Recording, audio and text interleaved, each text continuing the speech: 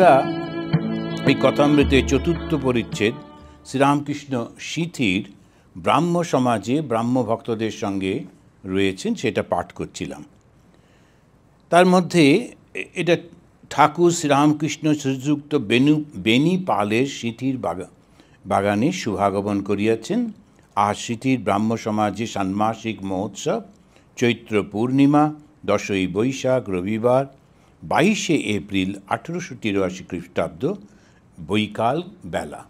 খুব ডিটেলসে মাস্টারমশাই রেকর্ড করছেন। এইটা কিন্তু খুব রেয়ার, আমরা সাধারণত করি না।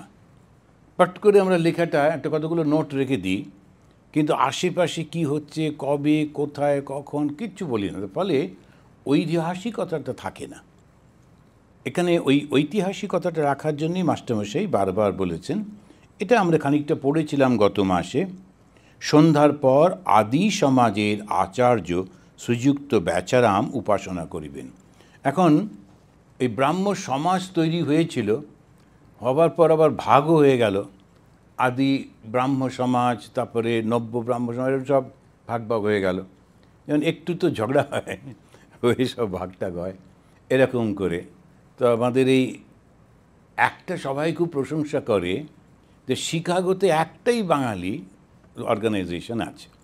তো এত বাঙালি থাকা সত্ত্বেও কী করে একটা আছে, এটাতে অনেকেরই একটা রিসার্চের বস্তু। কিন্তু আমার খুব ভালো লাগে যে এরা সবাই মিলে বড়দের সম্মান দিয়ে, তারপরে যারা যুবক তারা কাজ করছে, সব এটা নিয়ে একত্রে রয়েছে। যেই আমরা একত্রে থাকতে পারবো সেটা প্রমাণ করে আমাদের মনটা উদার হয়েছে। এই যেমন রামকৃষ্ণ মিশনে আমরা ধরুন প্রায় 2000 সাধু আছি। আর এই 2000 সাধু এরা হচ্ছে পুরুষ।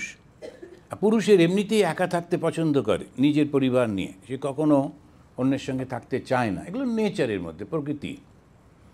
আবার তারপরে এই পুরুষরাও আবার প্রত্যেকেই শিক্ষিত। যে কোনো বিষয়ে একটু আপনি বলুন, সঙ্গে সঙ্গে তার একটা কমেন্ট আছে আমাদের রামকৃষ্ণ মিশনে। সেই কারণে এখন এই যে এতগুলো পুরুষ শিক্ষিত, তারা যুক্তিসম্পন্ন মন, কিন্তু 100 বছর ধরে, 100 বছরের বেশি হয়ে গেছে একত্র রয়েছে। কী করে?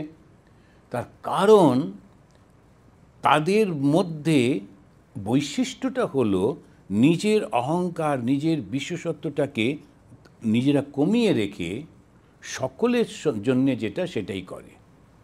কেউ কেউ পারে না, সঙ্গ ছেড়ে চলে যায়, আলাদা আলাদা করে করে। তাদের কারণ হচ্ছে ওরা যে বেরিয়ে চলে গেল, তার কারণ ও কিছুতেই অহংকারটা ত্যাগ করতে পারছে না, কিছুতেই ও অ্যাডজাস্ট করতে পারছে না। এটা বিরাট বড় একটা ব্যাপার, একসঙ্গে থাকাটা। তো এই রামকৃষ্ণ মিশন, এবং আজ এটাও আমার খুব ভালো লাগে যে এরা অন্তত করতে পারে। তা এইরকম একটা সমাজ, কিন্তু এখানেতে ভেঙে গেছে। এই সমাজটা শুরু হয়েছিল, রাজা রামমোহন রায় এরা সব করলেন, তারপরে ধীরে ধীরে তারপরে ভেঙে টেঙে গেল। তো যাই হোক, আদি সমাজের, আর ঠাকুরের তো আদি আর নব্য তো কি শেষে যায় না। যেখানেই লোকেরা একসঙ্গে হয়েছে উনি গিয়ে হাজির হলেন, একটু কথা বলবেন। কেন? এরা সব শিক্ষিত লোক। ভগবান শ্রীরামকৃষ্ণদেবের লক্ষ্য করে যদি দেখেন, সবসময় শিক্ষিত লোকেদের কাছে যাচ্ছেন। কেন যাচ্ছেন? কেননা এরা যদি জিনিসটা বুঝতে পারে তাহলে সব জায়গায় ছড়িয়ে পড়বে। ভাগবতেও আমরা দেখি যে যখন ভাগবতটাকে প্রচার করতে হবে, তো যিনি লিখলেন ব্যাসদেব, তিনি তার ছেলেকে ডাকলেন। আর ছেলে হচ্ছেন একেবারে পিওর বেদান্তি, একদম চরম বেদান্তি, কোনো ভগবান টগবান মানে না, ও সবসময় নিজে মধ্যে রয়েছে। আর তখনকার দিনে বেশিরভাগ সব বেদান্তি ছিল। এখন হঠাৎ করে যদি কেউ ভগবানের কথা বলে, মানতে চাইবে না লোকে মানে ওই শিক্ষিত সমাজটা, মুনিদের ঋষিদের সমাজটা। সেই জন্যে উনি কী করলেন, একেবারে জ্ঞানীদের মধ্যে সবথেকে শ্রেষ্ঠ যে ওনার ছেলে অবশ্য সেটা করতো না, কোনো রিলেশন বোধ ছিল না, কিন্তু তাকে কোনো রকমে বুঝিয়ে ভগবানের লীলার কথা শোনালেন। এটা এত চার্মিং, ভাগবত এত সুন্দর, তখন ও নিজেই খুব খুশি হয়ে গেল। এরপরেতে ও যখন শুনল যে রাজা পরীক্ষিত তিনি মারা যাবেন বলে অপেক্ষা করছেন, তখন ও চলে গেল ওইখানে, এবং ওখানেতে প্রচুর সাধু সন্ত এসে সব জুটলেন। ওই তাদের মধ্যে ভাগবতটা বললেন একেবারে সুখদেব। তা সুখদেব চরম জ্ঞানী, তিনি বললেন ভাগবতের কথা, ভগবানের কথা, দ্বৈত ভূমির কথা। তখন সবার মধ্যে ওটা ছড়িয়ে গেল, আর তাড়াতাড়ি সমাজের মধ্যে ছড়িয়ে পড়ল। সাধারণ মানুষ দ্বৈতভাবেই তার পক্ষে মঙ্গল, অদ্বৈত ভাব সবার জন্যে না। সব কিছু ত্যাগ করে একা গোপনে থাকে, ওর জন্য অদ্বৈত ঠিক আছে, কিন্তু দ্বিতীয় সবাই রয়েছে, তার মধ্যে অদ্বৈত ভাব হয় না। তো এখন এরা এসছেন, ব্রাহ্মভক্তেরা ঠাকুরকে জিজ্ঞেস করছেন, মশাই উপায় কি? এটা মাঝে মাঝেই কথামৃতে আমরা পাই, অনেকেই ঠাকুরকে জিজ্ঞেস করছেন। ঠাকুর কিন্তু লোক বুঝে উত্তর দিতেন, যখন যে যেমন লোক তাকে সেইভাবে উত্তর দিতেন, মশাই উপায় কি? তখন উনি বলছেন, উপায় হচ্ছে অনুরাগ, তাকে ভালোবাসা আর প্রার্থনা, মাত্র দুটো। ভগবানকে ভালোবাসা আর তারপরে তাকে প্রার্থনা করা, দ্যাটস অল। এটা হচ্ছে উপায়। এখন উপায় মানে মুক্তির উপায়। তো আমি এই যে জন্মেছি, জন্মাবার পর কর্ম তো করতেই হয়। এমনি হাতে পায়ে কাজ না করলেও মনে মনে কর্ম করি, আর মনের কর্মের মধ্যেও ভালো হয় মন্দ হয়। তো সুতরাং এই নানান রকম কর্মের ফলটা আমাকে আবার ভোগ করতে হয়। ওই মাঝে মাঝেই দেখবেন, আমি অনেকেই বলেন যে বাড়িতে ছেলেরা যখন একটু বড় হয়, 16-18 বছর বয়স হলো, ওদের চিন্তা ভাবনাগুলো পাল্টে যায়, বাবা মারা পর্যন্ত ওকে চিনতে পারে না। বলে এই তো এখন কীরকম কথা বলছে, কীরকম কাজ করছে, এতদিন কুটকুট করে যা বলতো সব শুনতো, হঠাৎ করে বদলে গেল কেন? তার কারণ হচ্ছে ওর আসল যে কর্মফলের বাক্সটা খুলল। ওই যে গত জন্মে ও যে কর্মগুলো করে এসছিল, সেই পোঁটলাটা খুলেছে এবারে, আর ও নিজেও জানে না।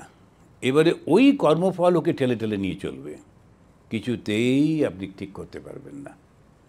সেই জন্যে এই সাধু সঙ্গ, তারপরে গুরু করা, তারপরে মন্দিরে যাওয়া, এই করে করে করে যদি একটুখানি ওই কর্মটাকে একটু কম করা যায়। কিন্তু বাবা মা কোনো সাহায্য করতে অতটা বেশি পারে না, গুরু একটু গাইড করেন, কিন্তু সবই নিজের উপর নির্ভর করে। তো যে মশাই উপায় কি, ওই জিজ্ঞেস করছে। উপায় হচ্ছে মুক্তি। মুক্তি কিসে? জন্ম মৃত্যু জরা ব্যাধির ওই চক্র থেকে আমরা বেরিয়ে যেতে চাই। কেন যেতে চাই? যে যত ধর্ম আছে, ধর্ম ব্যাপারটাই হচ্ছে ওইটা। ধর্মের ব্যাপারটাই হচ্ছে আমি এই জন্ম মৃত্যু জরা ব্যাধি, এই যে চক্র চলছে, আমি যদি আমার বংশের দিকে তাকাই, আমার দাদু দাদু দাদু ওই একই হয়েছে, জন্মেছেন, বড় হয়েছেন, বিয়ে করেছেন, সংসার করেছেন, জমি জমা, তারপর একদিন মারা গেলেন, আবার তার ছেলে, তারপর তার ছেলে, চলেইছে, একই জিনিস ঘটেই চলেছে।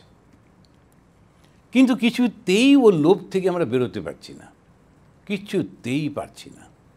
এখন আমি দেখেছি একটা ফ্যামিলিতে, ওদের সেই কোন শাশুড়ি মার হাতে একটা বালা ছিল, তখনকার দিনে মোটা মোটা সোনার বালা, সেইটা উনি কাকে দিয়ে গেছেন, ওই নিয়ে তুমুল ঝগড়া। এখন শাশুড়ি মার হাতের বালাটা তো শাশুড়ি মা মারা গেলেন বলেই তো দিয়ে দিলেন, আমিও একদিন মারা যাব, তো নিয়ে করবোটা কি ওই বালাটা? আর তবু শাশুড়ি মা একটু পরে ঘুরতে পারতো, তখনকার সমাজটা ঠিক। এখন তো চোর ডাকাত, পড়তেও পারবো না, সারাক্ষণ ব্যাংকের লকারে থাকবে, আর নিজেও যে মাঝে মাঝে খুলে খুলে দেখবো তার উপায় নেই। তথাপি লোভে পড়ে মারামারি করছি, ঝগড়া করছি, আমি কেন পাবো না, ও কেন পাবে। এইটা হচ্ছে অজ্ঞান। অজ্ঞান হচ্ছে ওইটা, থাকবে না তো কিছু, নিয়ে করবোটা কি, কিচ্ছু থাকবে না। সুতরাং ওইটা যেই মাথার মধ্যে ঢুকলো, যেটা আছে দিন চলে যাচ্ছে যথেষ্ট, খুব ভালো চলে যাচ্ছে, খুব আনন্দে থাকা, যে কটা দিন বাঁচবো যেটা পেয়েছি তাতে আনন্দে থাকবো, আমার চারপাশে যারা আছে ওদেরকেও আনন্দটা দেব, তোমার কি চাই, যতটুকু পারি আমি দেবো। কোনো রকম ওই হিংসা বিদ্বেষ এসব কিচ্ছু করতে নেই, কিছু থাকে না। তাই উনি বললেন অনুরাগ। অনুরাগ মানে, রাগ মানে আকর্ষণ, অনুরাগ মানে প্রচণ্ড ভালোবাসা। কার প্রতি? ভগবানের প্রতি। আচ্ছা, ভালো যে বাসবো তার জন্য একটা বিশ্বাস চাইতো, বিশ্বাস না থাকলে আমি ভালোবাসি কী করে? সুতরাং ভগবানের প্রতি প্রথম বিশ্বাস রাখতে হবে, ভগবান আছেন, ঈশ্বর আছেন, কিন্তু তাকে দেখিনি, আমি দেখিনি। যখন ওই বুদ্ধদেবের কাছে একজন গেছিল যে মশাই একটু ভগবান সম্পর্কে বলুন, এটা গল্প, তখন বলছেন, তোমার ঠাকুরদাদা ভগবান দেখেছে? বলছে মনে হয় না। তোমার বাবা দেখেছে? না, কনফার্ম দেখেনি। তুমি দেখে এখন 14 পুরুষ ভগবানকে দেখেনি, এখন ভগবান নিয়ে কেন মাথা ঘামাচ্ছ? বরঞ্চ সত্য কথা বলো তো, লোককে একটু সেবা করো, ভালোবাসো, আর নিজে সৎ থাকো, ওইগুলো করো। বুদ্ধদেব ওকে কয়েকটা এই কথাগুলো বললেন, যেটাতে ও নিজেই ভগবান হয়ে যাবে। কিন্তু বুঝতে পারল না, বেরিয়ে এসে বলল বুদ্ধদেব ঈশ্বর মানেন না। কিন্তু তা নয়, ঈশ্বর মানেন, কিন্তু কাকে বলবেন, ও বুঝবেটা কি ঈশ্বর সম্পর্কে? আর সেইটাতে উনি বলছেন, প্রথমে তো একটা ঈশ্বরকে বিশ্বাস, কেমন করে বিশ্বাস করব? ঠাকুর বলেছেন, বাস। সেই জন্য একটা জায়গায় নোঙর ফেলে রাখতে হয়, অ্যাঙ্কার যেটা একটা জায়গায় ফেলতে হয়। আমার অনেক দিন আগে একজন স্বামীজিকে আমি একটার পর একটা প্রশ্ন করে যাচ্ছিলাম, তো একটা জায়গায় এসে বললেন, আমি বললাম এটার কি প্রমাণ? উনি বললেন, জানো, এই একটা জায়গায় এসে না বিশ্বাস করতে হয়, এখন বিশ্বাস ছাড়া অন্য কোনো উপায় নেই। যতক্ষণ না তোমার নিজের অভিজ্ঞতা হবে ততক্ষণ তো তুমি জানো না, সুতরাং তুমি কারুর না কারুর উপর বিশ্বাস করতে হবে। আমরা যে ডাক্তারের কাছে যাই, ডাক্তার বলল, শুনুন, আপনাকে কিন্তু একটু লিখে দিন, মরে গেলে আমি দায়ী নই, কিন্তু বেঁচে গেলে আপনি আবার বাড়ি যাবেন। তো বলে সই টই করিয়ে দিয়ে এবারে ডাক্তারের কাছে শুয়ে পড়লাম। সে আমার একদম পুরো পেটটা চিরলো, কী করলো ভগবান জানে, কিন্তু আমি বিশ্বাস করে শুয়ে পড়লাম। এখন এই যে বিশ্বাসটা না থাকলে, তা অবশ্য তার আগে খবর নিয়েছি যে ডাক্তারটা কজন লোককে মেরেছে, বলে 100-র উপর হয়ে গেছে। বলে তবে ঠিক আছে, এক প্র্যাকটিস হয়ে গেছে। তো একজন লোক অপারেশনে যাচ্ছে, খুব কাঁদছে। তো বলে, তুই কাঁদছো কেন? ডাক্তার জিজ্ঞেস করছে। বলে, জানেন ডাক্তারবাবু, এই প্রথম আমার অপারেশন হবে, কোনো দিন আগে তো হয়নি। বলে, তাতে কি, আমিও তো এই প্রথমবার করব, এর আগে তো করি না। এবারে যার অপারেশন হবে টক করে নেমে দৌড়ে পালিয়েছে, বলছেন না, আপনার কাছে করাবো না, এখন প্র্যাকটিসটা আমার উপর দিয়ে করলে হবে না। এখন সেই রকম আমরা যখন ওই প্রথম কিন্তু দেখে নিতে হবে ভগবান শ্রীরামকৃষ্ণের অসাধারণ চরিত্র, তার কিচ্ছু চাই না, কিচ্ছু নিচ্ছেন না, নাম যশ চাই না, টাকা পয়সা চাই না, মান মর্যাদা চাই না। এই লোকটা কিন্তু বিভোর হয়ে রয়েছে, আর যেখানেই যায় বড় বড় মানুষগুলো একেবারে ওর কাছে ছোট্ট হয়ে যায়। ঠাকুর নিজেই বলছেন, যখন কোনো বড় বড় লোক আসতো, পণ্ডিত আসতো, আমি ভয়ে লুকিয়ে পড়তাম, কেমন করে ওদের সঙ্গে কথা বলবো। কিন্তু মা বলতেন, মা বলে, মা কালী, যে তুমি যাও।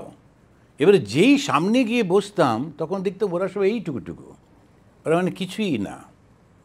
ভগবানের শক্তির কাছে কিচ্ছু করা যায় না। বুদ্ধদেবের জীবনেও একটা খুব সুন্দর ঘটনা আছে। বুদ্ধদেব প্রথমে যখন সাধন ভজন করতেন, তখন কিছু লোক জুটেছিল, ওর সঙ্গে সঙ্গে থাকতো, খুব কঠোর তপস্যা করত, কোনো কিছু খেত না, আর কিছু না খেলেই লোকেদের বড় আনন্দ হয়, ভাবে যে বিরাট তপস্বী, কেননা ও কিছু খায় না। কিছু না খেলেই খুবই একটা বড় তপস্যা, তখন সেই জন্য ওরা খুব কিচ্ছু খেতেন না, সুতরাং সবাই খুব করতো। তারপরে আর ও দেখছি হচ্ছে না, তো খাওয়া দাওয়া শুরু করল, মানে একটু একটু ফল টল খেত। তখন ওরা ওকে বললো, না তুমি চলে যাও, তোমার সব ভেঙে গেছে, তুমি তপস্বী নাও। তো আমরা সব জানি, বুদ্ধদেব গিয়ে তপস্যা করলেন, স্নান টান করে যেন বসলেন, তো তাকে দেখে একটি মেয়ে, সে সুজাতা বোধ হয়, ওটা পায়েস নিয়ে এসেছিল, সে খেতে দিলেন। খাবার পর তো তৃপ্ত হলো, তখন উনি ধ্যান করতে লাগলেন, সেখানেতেই তার জ্ঞানটা হলো। এবারে জ্ঞান লাভের পর যখন ফিরছেন, তখন ওই পথ দিয়ে ফিরছেন, ওখানে যে ছোট্ট বাড়িটা করে ওই 5 জন থাকতো, ওরা দূর থেকে ওকে দেখে বলছে, না উনি এলে না, আমরা ওকে কোনো সিট ছেড়ে দেবো না, ওকে বলবো না বসো, আর আমরা উঠে দাঁড়াবো না, কোনো রকম সম্মান দেবো না। বুদ্ধ তো রাজার ছেলে, সুতরাং ওরা একটু তো সম্মান ছিল, কিন্তু ওরা নিজেরা ঠিক করছে যে আমরা সম্মান দেবো না। কিন্তু যেই মুহূর্তে বুদ্ধদেব সামনে এসে দাঁড়ালেন, ওরা নিজেরাই অবশ হয়ে গেল, উঠে দাঁড়ালো সম্মান দিতে। ভগবান শ্রীরামকৃষ্ণকেও দেখি, তখনকার দিনে বিখ্যাত বিখ্যাত লোকের কাছে যাচ্ছেন, আর তারাই কীরকম হয়ে যাচ্ছে, একেবারে অজ গ্রামের একটি লোক, তার গ্রামের সেই টানটাতে কথা বলতেন, বাঁকুড়া সেই গ্রামে টানে কথা বলছেন, তারপরেতে একটু তোতলা ছিলেন বলে শোনা যায়। তথাপি মুগ্ধ হয়ে যেতেন ওদের কথাবার্তা শুনে। কেন? কেন স্বয়ং ভগবান, সেই জন্যেই এটা প্রমাণ করে। তো এই তিনি যখন বলেছেন, সত্যি বলছি ঈশ্বর আছেন, ঈশ্বরকে দেখা যায়, তার সঙ্গে কথা বলা যায়, বাস আমার ওটাতে বিশ্বাস। আমি নিজে দেখিনি বটে, কিন্তু উনি যখন বলেছেন এই বিশ্বাস করলাম। যেই বিশ্বাস হলো তখন ভালোবাসা। কেন ভালোবাসা? যে ঈশ্বর সবাইকে কত ভালোবাসেন, সবার জন্যে কত কি করে যাচ্ছেন, তখন একটা অনুরাগ হয়। তারপরে তখন ঈশ্বরের জন্য একটু রান্না করব, তাকে একটু সাজাবো, কোনো একটা কিছু পেলাম প্রথম ওকে দেবো। তো সব কিছুতেই যখন ভালোবাসা হয় তখন ওইভাবে আমি দেখেছি ছেলে মারা গেছে, কিন্তু মা ওর ছবির সামনে সবসময় গল্প করতেন। কিছু এলো, এই দেখ বাবু, এর হয়েছে, ওই হয়েছে। অন্যরা দেখলে একটু কিরম লাগবে, কিন্তু মা কিন্তু মনে করছে না ছেলে মারা গেছে। তো ওটাখানে তো এই যে ভালোবাসাটা রয়ে গেল ভগবানের সঙ্গে, সেই জন্যে সবসময় গল্প করতে হয়, কথা বলতে হয়, ঘুরছি ফিরছি সব কিছুতে। মা শ্রী শ্রী মা শারদামণি দেবী ঠাকুরের একটা ছবি নিয়ে যেতেন, আর যেখানে ঠাকুর যাননি ওখানে ওই ব্যাগ থেকে ছবিটা বের করে বলতেন, এই দেখো এই জায়গাটা তো তুমি দেখোনি, খুব ভালো জায়গা। তো ছবিটা দেখিয়ে দেখিয়ে দেখাতেন, বিশ্বাস যে ঠাকুর আছেন। তো এরকমভাবে ভগবানের প্রতি ভালোবাসা, বিশ্বাস যখন এসে যায় তখন কি হয়? প্রার্থনা করতে হয়। প্রার্থনা মানে কি? ভগবানের সঙ্গে কথা বলা। তো একজন খুব সুন্দর বলেছিলেন, যখন আমরা ভগবানের সঙ্গে কথা বলি সেটা হচ্ছে প্রার্থনা, আর যখন ভগবান আমার সঙ্গে কথা বলে সেটা হচ্ছে ধ্যান। কেননা তখন আমি স্তব্ধ হয়ে শুনছি ভগবান কি বলছেন। তা এই যে প্রার্থনা করা মানে এই নয় যে আচ্ছা শোনো, আমার কিন্তু সকালবেলা একটা লিস্ট তৈরি করে ফেললো, তারপরে সেই লিস্টটা ভগবানকে দিলাম, এরকম না। দৈনন্দিন কথাবার্তাগুলো সব কিছুতে। তো ভদ্রলোক যখন জিজ্ঞেস করলেন, মশাই উপায় কি? ঠাকুর বললেন, প্রথম হচ্ছে অনুরাগ, তারপরে ভালোবাসা, প্রার্থনা। ব্রাহ্মভক্ত সে আবার স্পেসিফিক, সে বলছে আগে অনুরাগ না প্রার্থনা? তখন উনি বলছেন আগে অনুরাগ, পরে প্রার্থনা। প্রার্থনা তো চাওয়া, আমি বলছি দাও। কাকে? ভালোবাসাই নেই, ও দেবে কেন? যার সঙ্গে ভালোবাসা নেই, সম্পর্ক নেই, সে দেবে কেন? সেই জন্যে ওইটাই। আজকে একজন ভদ্রলোক এসে বলছেন, আমার না বেশ কিছুদিন চাকরি চলে গেছে, তা আপনার সোর্স লাগিয়ে আমাকে একটা চাকরি দিতে পারেন? না, আপনাকে কি আগেই দেখেছি? না, আমি আপনার কাছে আগে আসিনি, কিন্তু আমি শুনেছি যে আপনি অনেক পপুলার, আপনার সোর্স আছে।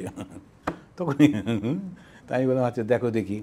তো আগে ভালোবাসাটা হবে, তো আগে 2-5 দিন আয়, একটুখানি চানাচুরের প্যাকেট ট্যাকেট নিয়ে, তারপরে একটু ভালোবাসা হোক। নইলে শুধু শুধু পড়াং করে এসে বললে। তবুও আমার খুব মজা লাগলো ওর কথা শুনে, দুঃখও লাগলো যে একটা মাঝবয়সীর মানুষ। তো তখনই আমাদের ওখানেতে একজন ভদ্রলোক ঢুকলেন, ও একটু বেশ কাজের লোক, একটু ভালো অফিসার। ওকে বললেন তুমি একটু কথা বলে দেখো। ওরা দুজনে কথা বললো। এখন এই প্রথমেই অনুরাগ হতে হবে, বিশ্বাস হতে হবে, ভালোবাসা আসতে হবে, তারপরে প্রার্থনা করতে হবে। তারপরে ঠাকুর বলছেন, ডাক দেখি বোন ডাকার মতো, কেমন শ্যামা থাকতে পারে। এ খুব সুন্দর একটা গান আছে, ডাক দেখি মন ডাকার মতো।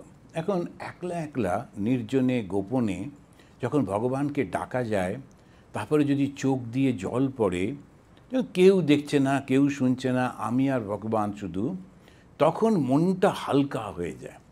তখন মনে হয় যেন না, কেউ একজন শুনেছেন, কেউ একজন দেখেছেন, আর সত্যি সত্যি শোনেন, সত্যি সত্যি হয়।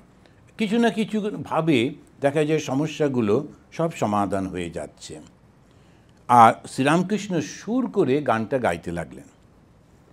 তারপরে বলছেন, আর সর্বদাই তার নাম গুণকীর্তন করতে হয়। সর্বদাই তার নাম গুণকীর্তন প্রার্থনা করতে হয়। তার নাম করা, ভগবানের নাম করা, কিন্তু নামের সঙ্গে সঙ্গে গুণটাও। কেন গুণটা? শুধু নাম করলে হবে না, যদি গুণটা আমার জানা না থাকে তাহলে আমার মধ্যে ওই কোয়ালিটিটা আসবে না। তো ধর্মটা কি? ধর্ম মানুষকে ভগবান বানিয়ে দেয়। যেমন স্বামী বিবেকানন্দের যে কথা, উনি বলছেন, religion is a process that makes a brute unto man, man unto God. Religion is a process, একটা সিস্টেম, একটা পদ্ধতি, একটা প্র্যাকটিস। সেটা মানুষটাকে, যে মানুষটা নিজের জন্যে বাঁচে, নিজের স্বার্থ আছে, এটা ওটা, কিন্তু সেই প্রসেসে সেই লোকটি একদিন ভগবান, ভালো মানুষ হয়।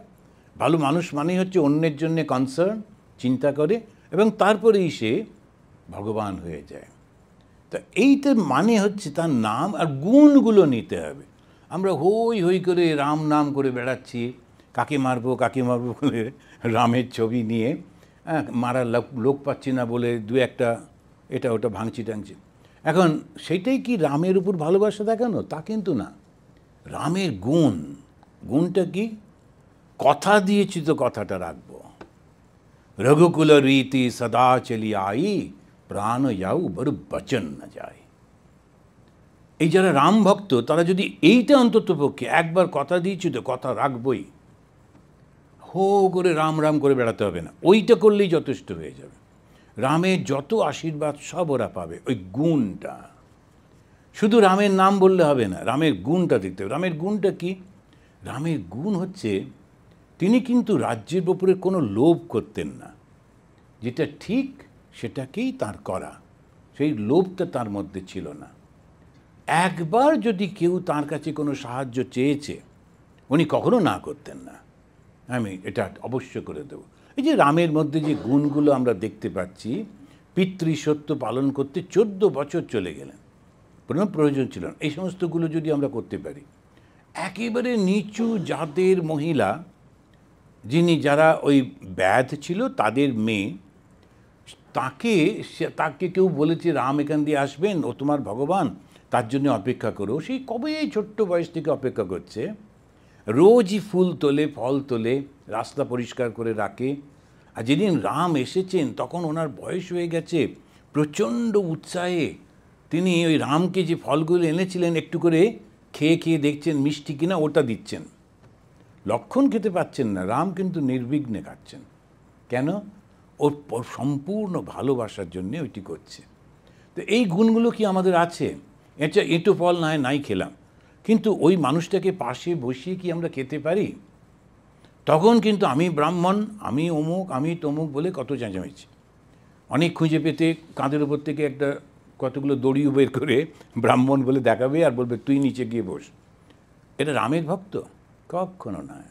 সেই জন্য নাম আর গুণকীর্তন, গুণটা করতে হবে, তা না হলে হবে না। রামের গুণটা, ঠাকুরের যারা ভক্ত তারা ঠাকুরের মতো হতে হবে। তো শ্রীরামকৃষ্ণ সর্বধর্ম সমন্বয়ের কথা বলছেন, সবাইকে ভালোবাসার কথা বলছেন, সর্বভূতে তিনি আছেন সেই কথা বলছেন। আর ঠাকুরের ভক্ত হয়ে আমরা যদি অমুকের সঙ্গে কথা বলবো না, ওদেরকে ঢুকতে দেবো না, এদেরকে প্রসাদ দেবো না, ওদের প্রসাদ খাবো না, এরকম করি, তাহলে কি আমরা ঠাকুরের ভক্ত? অন্যরা যা করছে করুক গে, আমি তো শ্রীরামকৃষ্ণকে ভালোবাসি। শ্রীরামকৃষ্ণের যে গুণগুলো ছিল ওইটা যাতে আমার মধ্যে আসে। তা ভগবানের নাম, গুণকীর্তন, তারপরে প্রার্থনা। ওই প্রার্থনার উপর জোর দিচ্ছেন। প্রার্থনা হচ্ছে সবসময় ভগবানের সঙ্গে কথা বলা, এইটার উপরে জোর দিচ্ছেন। পুরাতন ঘটি রোজ মাজতে হবে। একবার মাজলে কি হবে? বিবেক, বৈরাগ্য, সংসার অনিত্য, এই বোধ করতে হবে। পুরনো ঘটি মানে হচ্ছে মনটা, রোজ একটু করে করে মাজতে হবে, তাহলে চকচক করবে। তারপরে বলছেন বিবেক, বৈরাগ্য। বিবেক মানে বিচার, বৈরাগ্য মানে ত্যাগ। আমি বিচার করে দেখলাম এটার কোনো স্থায়িত্ব নেই, আমি এটা নিয়ে করবোটা কি, এই বিবেকটা সবসময় রাখতে হয়। একজন ভদ্রলোক, সে মঠে, বেলুর মঠে অনেক দিন আগে, তখন রাজা মহারাজ হচ্ছেন প্রেসিডেন্ট, তা প্রেমানন্দজি হচ্ছেন ম্যানেজার, কিন্তু খুবই গরিব অবস্থা। একটা লোক এসছে কিছু টাকা নিয়ে দেবে বলে, এবং একটু বড় লোক, সে টাকা নিয়ে এসেছে দেখে প্রেমানন্দজি খুব ছুটে ছুটে রাজা মহারাজের কাছে গেছেন, যে একটু বড় লোক তো, একটু খাতির টাতির করলে যদি টাকাটা দেয়। এখন উনি তো ম্যানেজার না, ওনাকে সব কিছু ম্যানেজ করতে হয়, টাকা, চাল ডাল তেল নুন, এতগুলো লোক খাবে কি করবে। সেই জন্য উনি ছুটে ছুটে রাজা মহারাজের কাছে গেছেন, গিয়ে বলছেন, রাজা ওই লোকটি এসছে, বেশ ধনী লোক, কিছু টাকা দিতে পারে, আমাদের দান করতে পারে, তুমি একটু কথা বলো। রাজা মহারাজ ওনার দিকে তাকিয়ে বললেন যে, দাদা সাধু সঙ্গে ওর দানের ইচ্ছা হয়েছে, আর ওর সঙ্গে তোমার এত ভোগের ইচ্ছা কেন হলো? এখন হচ্ছে ও দান করবে সেটা ঠিক আছে, কিন্তু নেবার জন্য এত উৎসাহিত আবার কি আছে? এইটাই হচ্ছে আসল। অনেক সময় আমাদের অরূপও করে যে যদি কেউ বড় একটা ভালো দামি গাড়িতে আসে, একটু তাকে দুধ দিয়ে কালো চা এইসব নানা রকম খাওয়াই টাওয়ায়, তবে ওতে কোনো লাভের লাভ হয় না। বেশিরভাগ সময় দেখা যায় $5। তো তো যে চা খাওয়ালো তারপরে, কিন্তু একেবারে সবাইকে সমান করতে হয়। যে দেবে সে দেবে, ভগবানকে যে দেবে ভগবানই ওর মনের মধ্যে ওই ভাবটা দেয়, সে তখন করে। কিন্তু কখনো একদম গিয়ে কখনো করতে নেই। সেই জন্যে সাধুদের খুব ধনী লোক আর খুব পাওয়ারফুল লোকের বেশি সঙ্গ করতে নেই, করলে একটু অসুবিধেই হয়। কেন কি, যেই আপনার সঙ্গে বড় বড় মিনিস্টারদের যোগাযোগ আছে তখন সব লোকেরা এসে বলতে থাকবে আপনি একটু বলে দিন।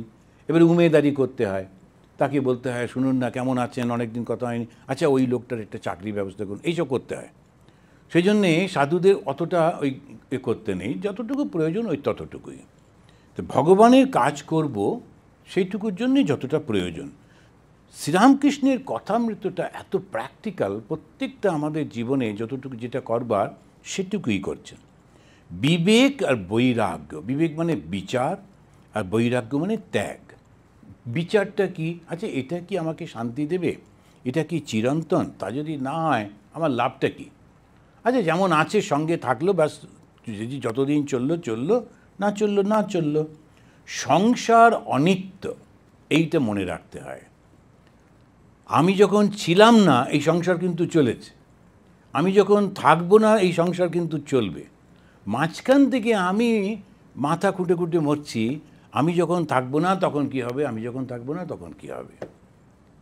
কিন্তু তা তো নয়, ঠিক চলে যায়, কোনো কিচ্ছু এসে যায় না, এইসব বোধ করতে হয়। এবারে সেই ব্রাহ্মভক্ত বলছে সংসার ত্যাগ কি ভালো, কারণ ওরা সন্ন্যাস মানত না, সেই জন্য ওরা বলছেন সংসার ত্যাগ কি ভালো।